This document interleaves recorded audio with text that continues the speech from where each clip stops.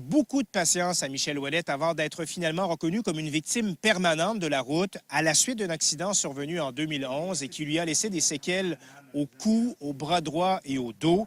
Il a dû quitter son travail et ne pourra plus jamais conduire.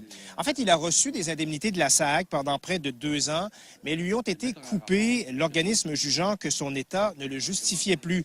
Il a contesté une première fois devant le tribunal administratif, a été débouté et s'est repris une deuxième fois. Là, le tribunal vient de rendre sa décision et ordonne donc à la SAAQ de lui payer rétroactivement des indemnités de 2013 à aujourd'hui et de les poursuivre dans le futur.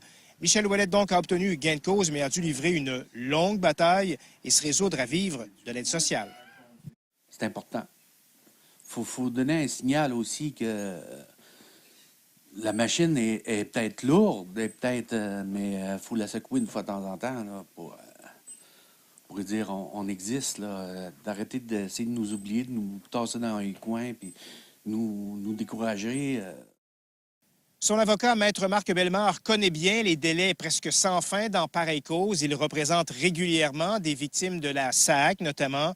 Il soutient maintenant que le gouvernement du Québec doit donner des moyens et des ressources additionnelles au tribunal administratif. Voici Maître Bellemare.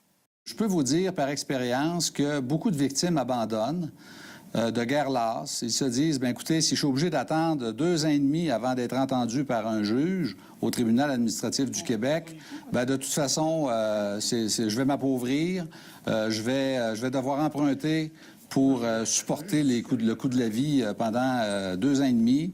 Au bout de la ligne, est-ce que je vais gagner ou pas? Il y a une forme de découragement, de lassitude qui s'installe et très souvent, le gouvernement va gagner par défaut.